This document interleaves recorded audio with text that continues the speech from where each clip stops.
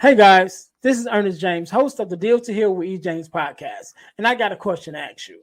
Could you buy me a cheeseburger? Better yet, could you buy me a value meal? Yes?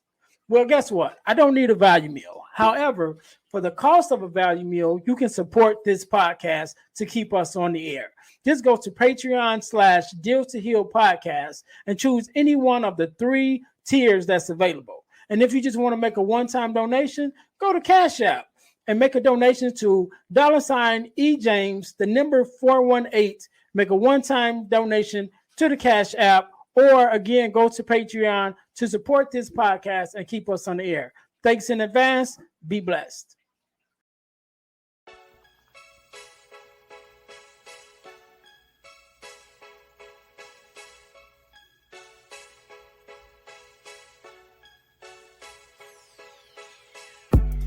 Welcome to Deal to Heal with E. James podcast.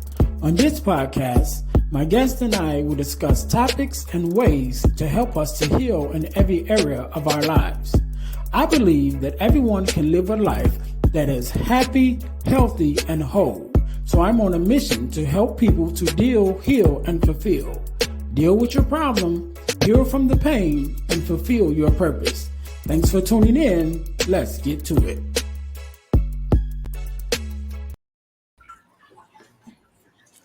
Welcome. This is the Deal to Heal with E. James podcast. I am your host, Earnest James, aka Friend to Fatherless Daughters on Instagram. And I believe that everyone can live a life that is whole, healthy, and happy. And therefore, I'm on a mission to help us to deal, heal, and fulfill. Deal with our problems, heal from the pain, and fulfill our purpose. So I want to thank you guys for tuning in. This is season 2, episode number 22. And again, we are here today with another guest that has came on. At this time, I'd like to Joel to introduce himself. Joel, how you doing? I'm good. Thank you for having me on the show. I'm honored to be here, and I'm looking forward to our conversation. No problem. So, Joe, just for our listeners, real quick, give us just introduce yourself of who you are and what it is exactly that you do. Sure. So my name is Joel W. Hawbaker, and I do a lot. By day, I'm a high school history and Bible teacher and a soccer coach. I'm also a divorced and remarried father of 2 now teenage daughters. That makes me feel very old to say. And I grew up in a blended family, and I'm in a blended family now. Like I said, I'm divorced and remarried. Divorced about 11 years ago. Been remarried for about 7.5 years now. And so outside of my schoolwork, what I do is I travel around the country and I do presentations at conferences and churches and different leadership events or whatever, specifically focused on helping blended families try to live more cooperatively and peacefully together. So I've worked with a number of different Head Start groups, working with training their Head Start workers, whether it's the teachers or the administrators, because a large part, for those of you familiar with Head Start, a large part of what Head Start does is they work with lower income families, and the percentage of those families that are blended is tremendously high. And so a lot of times they bring me in to do events to train some of their staff with, okay, how do we help those kinds of families from our Head Start Center? So this past summer, I was in Oregon one weekend. I was in New Orleans another weekend. I've done a couple different virtual presentations for people, for Head Start organizations in different states. And I love working with them because they've always treated me really well. But also, like, if you're going to work with young people like that, you're normally going to have a good heart. I don't know a lot of people that are just awful people that love to work with little kids. And so I enjoy working with those kind of organizations, but that's a large part of what I do. I've also got my own podcast. It's called the 10CBF. That stands for 10 Commandments for Blended Families. That's the core teaching. Yeah, that's the core teaching of what I do. That's something I put together a few years ago.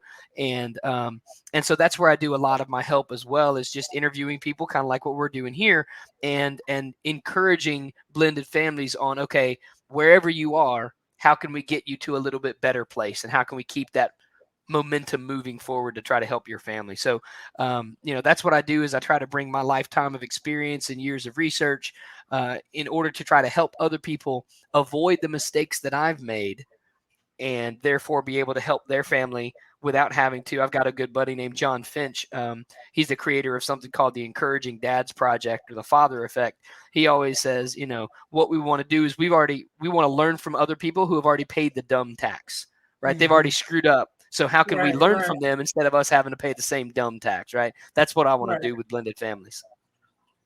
Oh, wow. Okay. Well, that's, first of all, before we go any further, one of the things that I love to ask, especially girl dads, because I'm a girl dad myself and a girl dad of a teenage daughter. My baby just made 18 last year. So, which is a whole nother thing. But so whenever I have a girl dad on, I always ask two questions. Number one, what has your experience of being a girl dad been? How has that been? And then number two, tell me something that your daughter has taught you that has changed you for the better. Okay, those are good questions. So the first one, my experience as a girl dad has been humbling. When my older daughter was born, she's 17. She'll be 18 in May. And when she was born, I had just gotten my college degree 3 weeks earlier. So my entire senior year of college I had a wife who was now pregnant, and I was also a full-time college student and was working a full-time job because I had a wife to support. And so 3 weeks after I got my diploma, my older daughter was born. And I thought, because I'd read a bunch of books about fatherhood and parenting and being a husband, and I thought I knew what I was doing because I was 21 years old and, arrogant and full of myself. And what I learned is that even the little I thought I knew, I was probably wrong about. I wasn't prepared to be a father, and I didn't know it. And I wasn't prepared specifically to be a father of daughters because I didn't know anything about women or females of any age. And, that was 17 and a half years ago. I'm not sure how much more I know women, but I definitely know a lot more about parenting than I did 17 or 18 years. My superpower, actually, if you ask my wife or my ex-wife or my kids, my superpower is the ability to unintentionally upset women of all ages. I'm really good at foot and mouth disease, like where you say something you think is completely innocent, or worse, you think it's funny and it's actually just hurtful. Like, I'm really good at that. And so that's not something something that I'm happy about, but you learn to deal with it. You get real good at apologizing and asking forgiveness. So that's been good. It's something that I've learned from both, because I've got two daughters, again, older one 17, younger one. By the time this episode comes out, by the time you guys are listening to this, my younger one will be 15. So I have two teenage driving daughters. Wow. And yeah, that's a little terrifying. Just because I teach high school kids, they're a bunch of idiots on the road. Even if my kids are good drivers, that doesn't mean the big old pickup truck driving high school boys that I teach are going to be safe on the roads. It just terrifies me. Anyway, one of the things they've taught me is how to be more gentle, because I really wanted sons because I thought I knew how to raise them, because I am a boy and my dad raised me and I loved my dad. And so I thought, okay, well, sons I can handle. I had literally no idea what to do with daughters. And so I had to learn how to do the things that interested them. So I got good at having tea parties and painting fingernails, and I can braid hair 3 different ways. And I once spent a few weeks at I was actually helping teach a Duke tip class over the summer when my girls were little. So I was gone for about 3 weeks. And so I spent part of those 3 weeks learning how to salsa dance, so that when I came home, I could teach my daughters how to dance with their dad, right? Or how to dance a little bit now. First of all, I'm terrible at dancing of any kind, especially salsa dancing.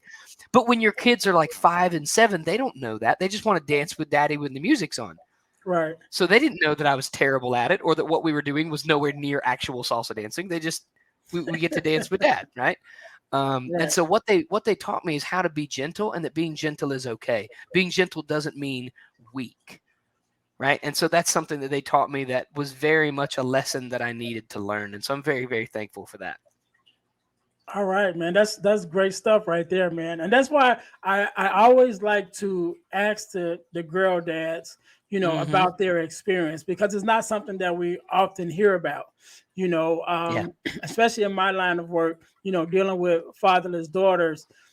Yeah. It's like the other side of the spectrum, So whenever I have a girl dad on, like myself, I definitely like to ask them about, those experiences, just to kind of give a insight, to the listeners, and to the daughters that may be listening. Because I shared on an earlier podcast with one of my guests, because I was on her show. She was a guest on my Mhm. show, but I was on her show last year, and we spent the whole thing talking about my relationship with my daughter, and it was such a Mhm. good interview that I sent it to my daughter, Nice. so she can listen to it, and we were able to have some good conversations that came out of that. So That's awesome. just having that experience with my own daughter, I definitely made it a thing. Like, okay, every time I have a girl dad on, I'm going to ask them two questions, and just so to let the daughters know, how much they affect us, how much they do to us, how much they change us, because oftentimes, or sometimes we don't say it as much as we should.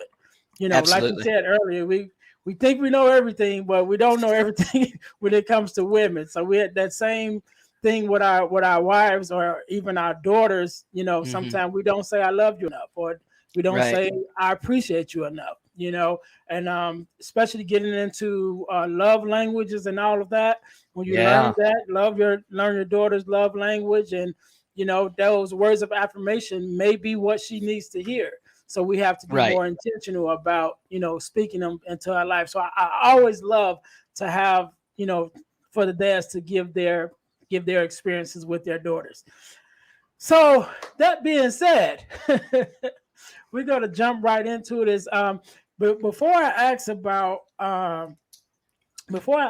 your advice about blending families, I was watching Mhm. one of your videos and I seen something that I really did like.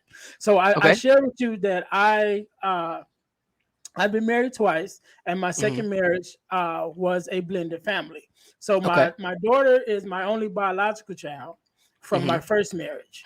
So when I remarried, my wife had four sons of her own, so that gave us Mhm. five.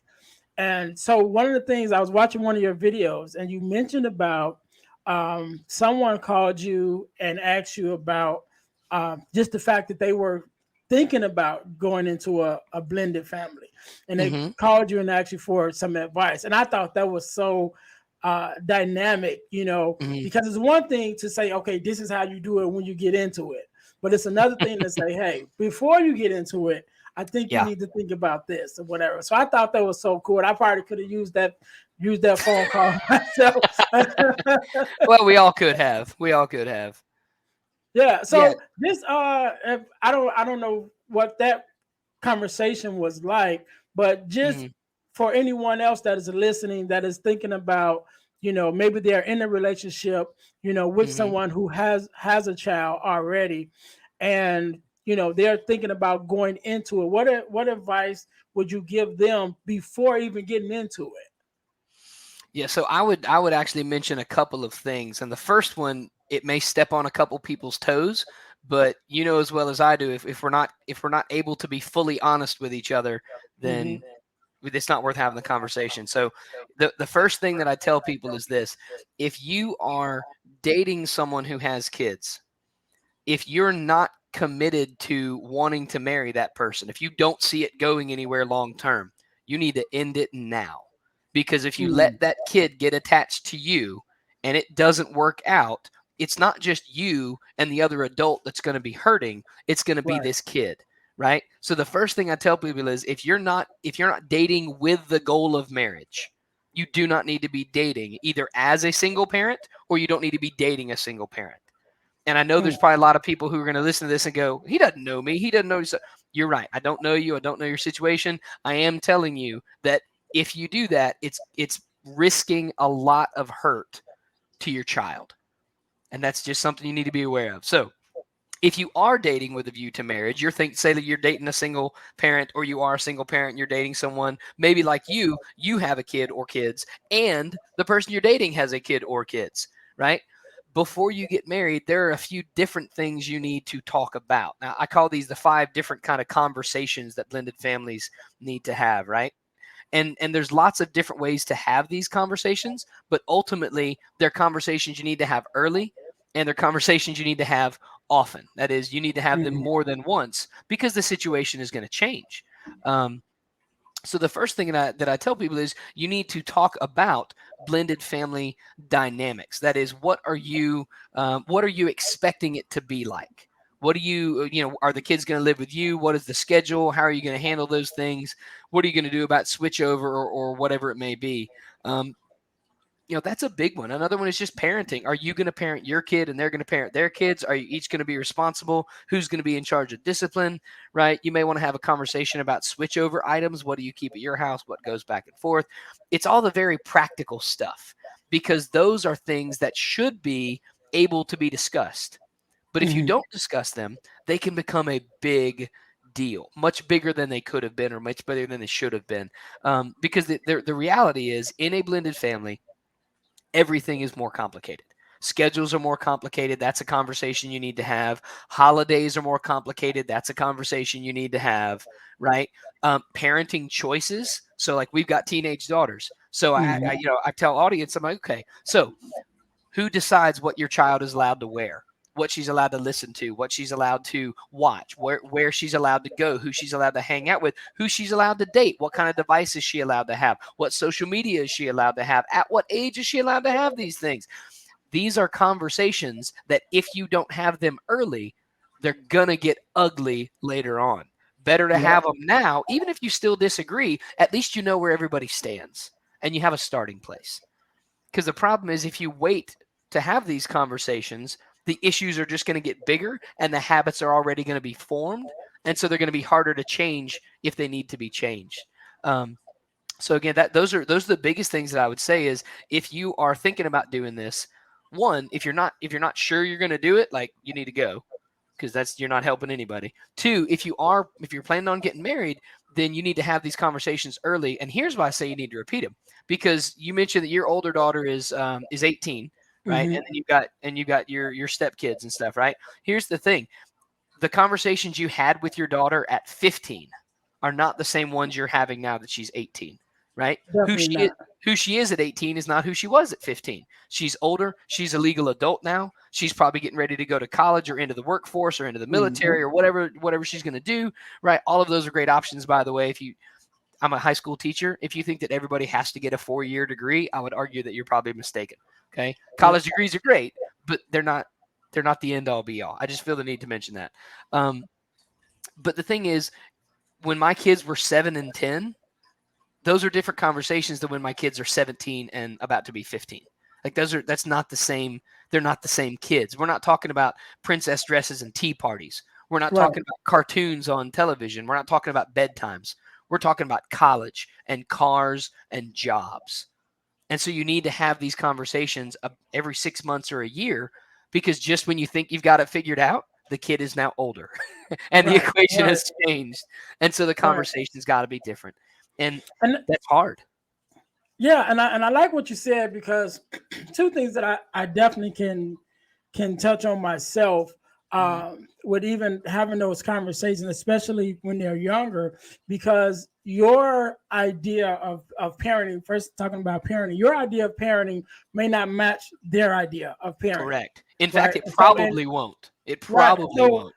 in my experience, right, so my I was raised in a two-parent household, Okay. right? So I was blessed to have my mom and my dad under the same roof my entire life. Okay. Unfortunately, my wife wasn't. Okay. So her viewpoint of what a father is, and that relationship between a father and a son, even a father, stepfather, stepson, however you want to look at it, it's Hmm. completely different from mine. You know, Yeah, because absolutely. she Yep. doesn't have the experience to draw from. I'm one of nine kids and the oldest Wow. of four boys. So I got the dad and mom under the same roof. I got firsthand what it's like to be raised by a father raising boys, and then Yeah. also that father relationship with girls. I have that. Unfortunately, my wife didn't have that. So our definitions and our styles of parenting was different. And then also another thing that we need to definitely, that I like that you said that we have to think about is if you already know you're not in it for the long haul, right? Right. Definitely you Right. want to rethink it, Yeah. because it definitely will have an impact on the child. Yeah. Whichever way it goes, it's going to have an impact. And especially if you are a person like myself who loves children, so that's part of my personality anyway. I'm going to interact with the child. I'm going to try to build a good rapport and good relationship with the child. But now, if things don't work out, or if I'm already 1 foot in and 1 foot out, Right. now that's another person that's leaving that child's life, Yeah. depending on the relationship that child has with his other parent, his or her Yeah. other parent, Yep. because as dealing with fatherless daughters, I know firsthand that all the time the fathers don't stick around, Yeah. so if that's the case, and now I'm 1 foot in, 1 foot out, and then I decide to step all the way out Yeah. again, how does that leave the child? What kind Yes. of more, pressure or more hurt that puts on the child for the long run? And I'm glad that you said that, because I don't think a lot of people, I know I didn't even think about it, beforehand. I did think about it a little bit, because when I got married, my daughter was like 7. So it was a reality to me of what that relationship would look like, for my daughter, with her stepmom. And I was blessed to that the fact that they have a wonderful relationship. Even so now, as my daughter is 18, they have conversations that I don't even know about. Right. Yeah. Sometimes I Yeah. get a text message and be like, daughter called me today, and we was on the phone for however long, and I'm like, oh, she didn't even call me. Right.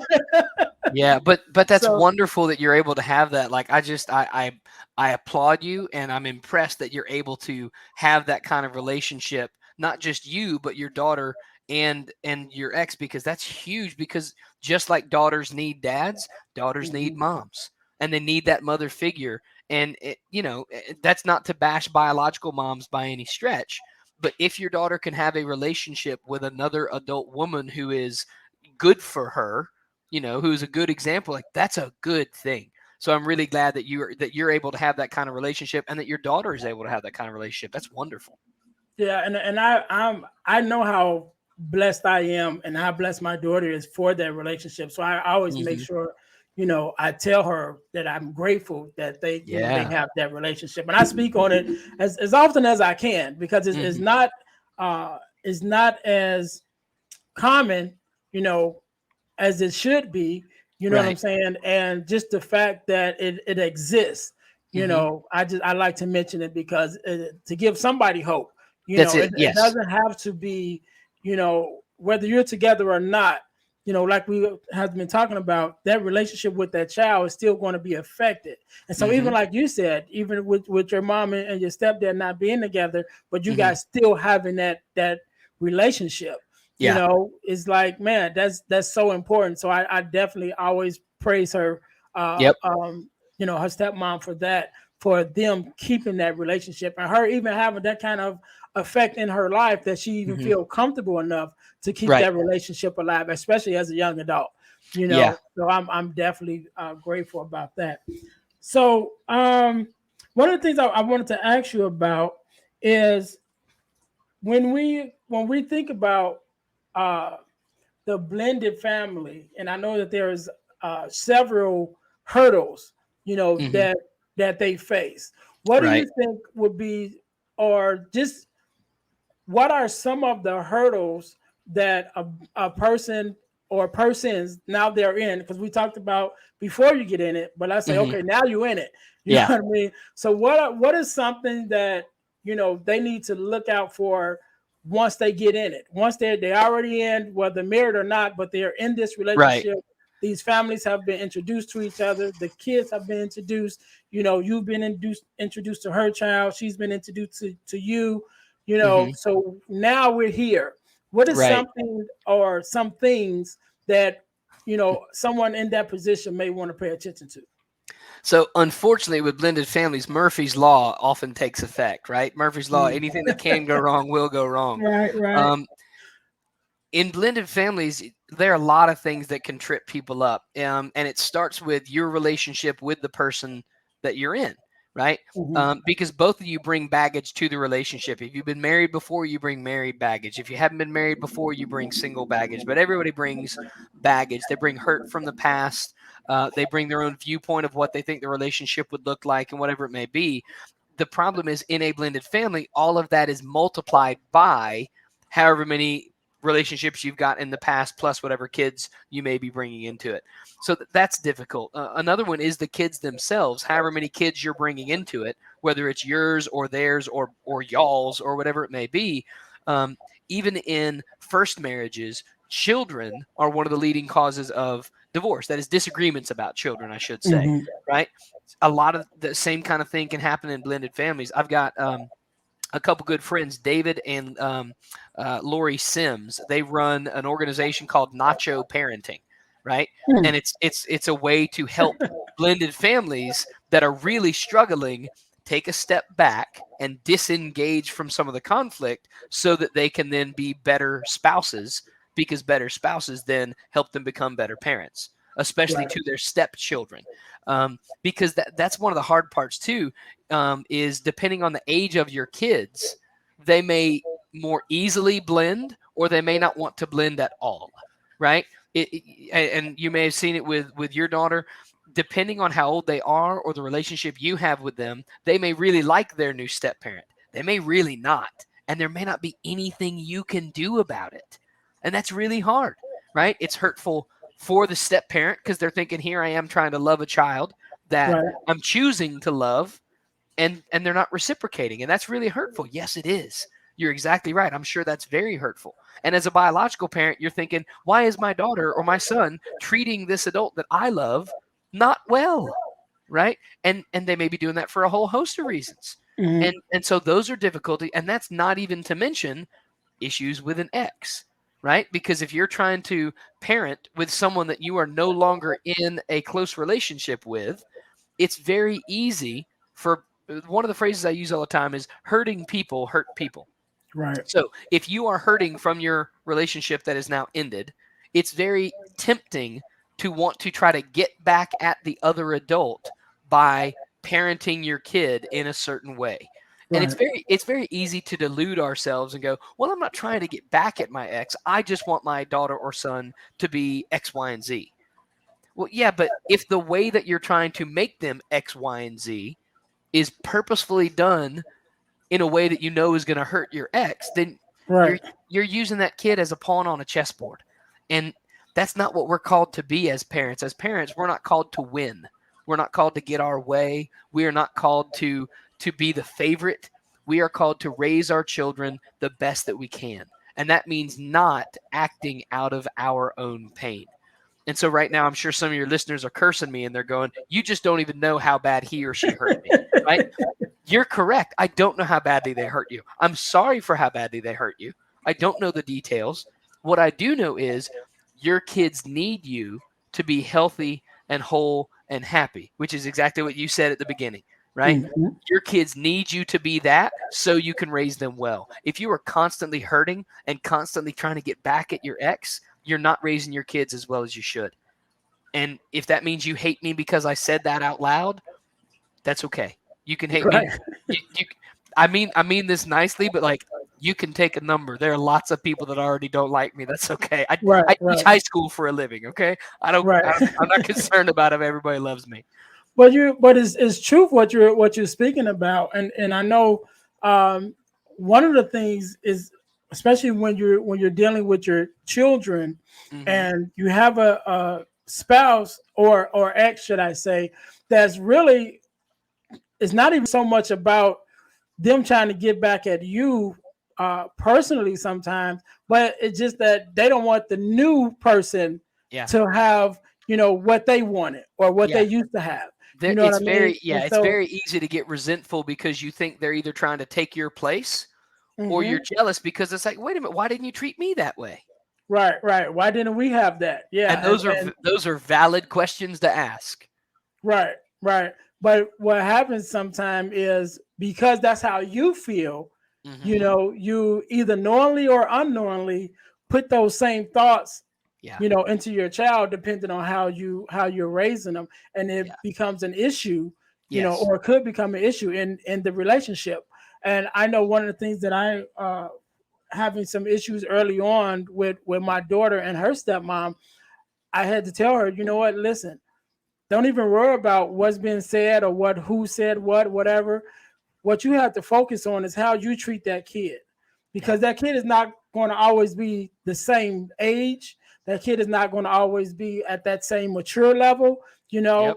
And one thing that they always will remember, no matter who says what, they're going to remember how you treated them and how Yes. you made Yep. them feel. And when they get old enough to voice their own opinion, then they will say, hey, I know this is what this person said, but this is how they made me feel, Yeah. and Yep. and that was one of the things that I myself used in my relationship with my stepsons. And I encouraged my daughter's stepmom to do the same thing. Like, that's what we're going to focus on. We're going to focus on how we run this house and how we treat each other and Yeah. how we treat the kids. Because when Yep. it's all said and done and we're old and gray and they're older and getting grayer, Right. they're going to remember how they was treated in the midst Yeah. of everything else. And that's what's going to stand in the end. So, Joe, so okay, so we know that those are a couple of things that they need to look out for, Yep. but there's a yin and a yang to everything. Mm-hmm. So if those are some of the things that they need to look out for, what would you say are some of the pillars that help to strengthen blended families? Yeah, that's a good question, because it's important to know the warning signs. It's also important to know, okay, so what should we build on? And so I love that you asked that. I would say that there's two big pillars that I really like to share with people, and I mentioned one of them earlier a little bit. The first one is, you want to be the adult that you want your kid to become, right? Mm, Be the adult you want your kid to become. I've never met a parent who said, I want my kid to be bitter, and I want them to be snarky, and I want them to be disrespectful, and I want them to be rude and spiteful and irresponsible. I've never met a parent who said that. I've been teaching for, this is my 16th year in the classroom. I've never had a parent say those things to me about their child. As parents, we want our kids to be happy and healthy. We want them to be respectful. We want them to be responsible. We want them to be to have integrity. We want them to be, contributing members of society, however you choose to define that. That's what we want our kids to be. That means you need to be that to show your kid what it looks like. If you want your right, kid to be loving, you need to be loving. If you want your kid to be kind, you need to be kind. If you want your child to know you don't have to respond in anger just because someone treats you badly, then you need to show them you don't have to respond in anger just because someone treats you badly. If you want right, your kid to know if someone is rude to you, you don't have to be rude back to them, then you need to show them that. And let me be the first to say, I have failed at this as a parent plenty of times. There, and I'm sure a lot of your listeners can think of specific times. There have been plenty of times when my daughters have said things, and my first thought was, well, that was kind of rude. Why would you say that? And my immediate second thought was, oh crap, I said that 6 months ago or a year ago, or right, crap. And that's why it's so important that we set good examples, because our kids are learning a lot more by watching us than they are by listening to us lecture them. So that's the right. first pillar, is be the adult you want your kids to become. And the second pillar is, you need to remember the golden rule from your childhood and treat Hmm. other people the way that you want to be treated, right? Not the way they treated you. Don't respond in anger if they are angry at you. Don't respond by hurting them if they hurt you. We teach kindergartners, just because someone hits you doesn't mean you have to hit back. Just because they called you a name doesn't mean you have to call them a name back. But it's like when we become adults and we get hurt, we forget all of that. It's like we think we're the one exception to the rule of treat other people the way you want to be treated. Well, you don't know what they. Right, You're right. I don't know what they did. What I know is, if you respond the same way, you're teaching your child a lesson you don't actually want them to learn. That's what's happening, right? And so it's important for us to remember why why we need to set a good example for our kids, why we need to remember the golden rule. Those two pillars, if you can just focus on those two things, you're gonna be heading in a great direction, right? If you can consciously step back and say, oh, okay, so even though my ex did this, or even though, my ex did that, the right response is to be loving and to be respectful and to be kind. If I can do that and let my kid see that I did that, again, you're not doing it to show off, but if I can do that and my kid sees me doing that, that's a much better example. That's a much more powerful, impactful example for my child. And we need to make sure that we're living those kinds of things out. Yeah, and like you said, we have to remember, and I know is said all the time, but people will watch what you do more so than what you say. And Absolutely. our kids are definitely the same way. And I remember when I had Yana on, and one of the things that she talked about. So Yana is a fatherless daughter who works as a coach with fathers who are reconnecting with their daughters after some Right. time.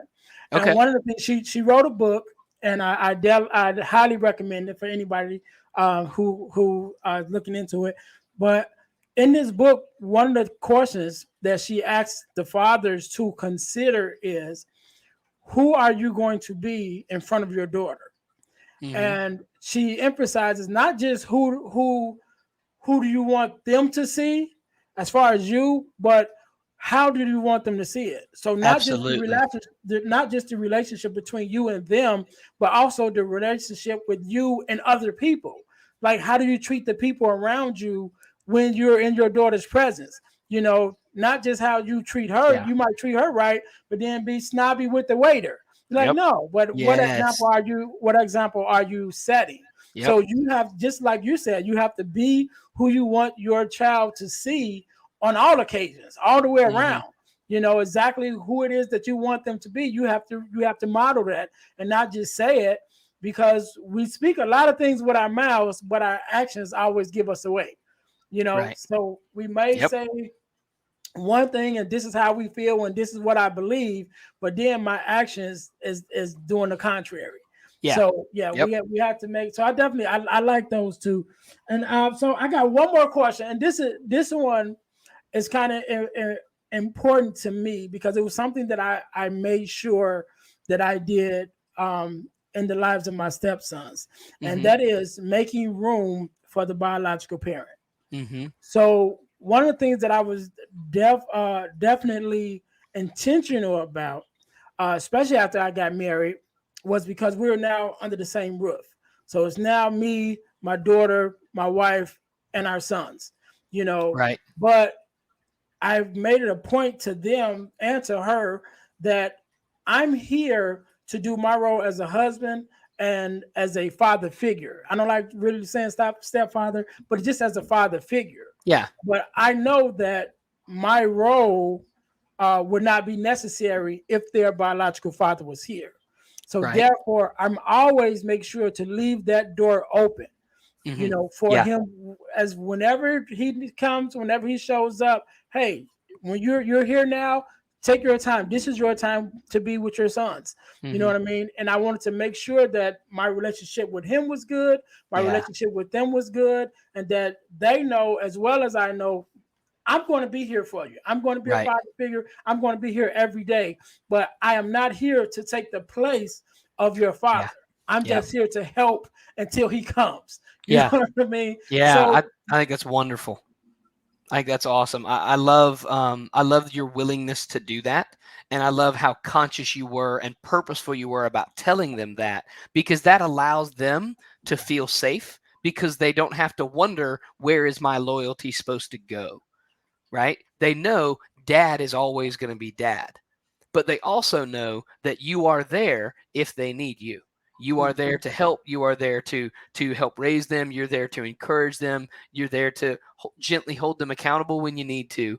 But dad is still dad, and I think that's really, I love that. I'm impressed that you're able to do that, and I love your commitment to that, because that's one of those things that if you haven't been through it, it's hard for people to understand just how important that is to those boys. So I love that. I think that's awesome. Well done. yeah, thank you. And like I said, it comes from me again being raised under the same roof with Hmm. my dad.